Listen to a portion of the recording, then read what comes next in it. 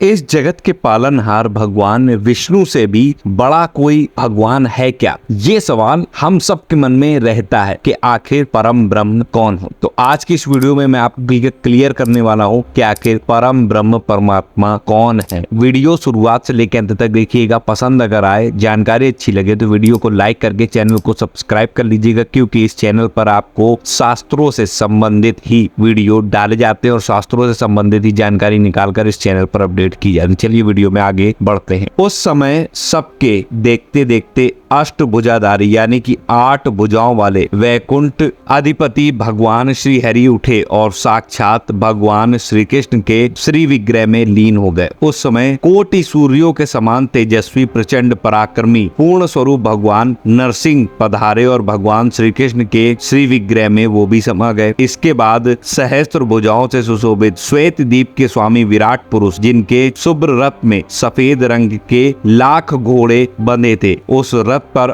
आरूढ़ होकर वहां आए और उनके साथ में श्री लक्ष्मी जी भी थी। वे अनेक प्रकार के अपने आयुधों यानी कि अस्त्रों और शस्त्रों से संपन्न थे। पार्षद गण चारों ओर से उनकी सेवा में उपस्थित थे। वे भगवान भी उसी समय श्री कृष्ण के श्री विग्रह में समा गए और फिर वे पूर्ण स्वरूप कमल लोचन भगवान श्री राम स्वयं वहां पधारे। उनके हाथ में धनुष और बाण थे। साथ में माता सीता और भरत आदि तीनों भाई भी थे। उनका दिव्य रथ 10 करोड़ सूर्यों के समान प्रकाशमान था। उस पर निरंतर चमर डुलाए जा रहे थे। असंख्य वानर युद्धपति उनकी रक्षा के कार्य में संलग्न थे। उस रथ के 1 लाख चक्कों से मेघों यानी कि बादलों की गर्जना के समान गंभीर ध्वनि निकल रही थी। उस पर लाख ध्वजाएं फहरा रही थी। उस रथ में लाख घोड़े बंधे थे। वह रथ सोने का था। उसी पर बैठकर भगवान श्री राम वहां पधारे थे। वे भी भगवान श्री कृष्ण के दिव्य श्री विग्रह में लीन हो गए। फिर उसी समय साक्षात यज्ञ नारायण श्री हरि वहां पधारे, जो प्रलय काल की अग्नि के समान दिख रहे थे। देवेश्वर यज्ञ अपनी धर्म पत्नी दक्षिणा के साथ ज्योतिर्मय रथ पर बैठे दिखाई देते थे। वे भी उस समय श्याम विग्रह श्री भगवान श्री कृष्ण में लीन हो गए। तत्पश्चात भगवान नर नारायण वहां पधारे। उनके शरीर की कांति मेघों के समान श्याम थी। उनके 4 भुजाएं थी, आंखें विशाल थे और वे मुनि के वेश में थे। उनके सर का जटाजूट कौंधती हुई करोड़ों बिजलियों के समान दिखाई पड़ता था।